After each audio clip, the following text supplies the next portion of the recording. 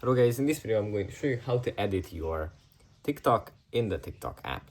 First we have to open up the app, and here it opens up in the For You page like this.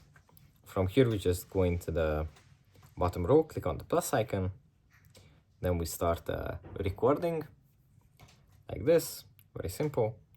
Then we tap on the OK sign, and here as the second option we have this edit button, and this is going to open up a video editor where we can edit, add sounds, add text, add effects, do some magic, captions, overlays, and a bunch of other things we will be able to do here.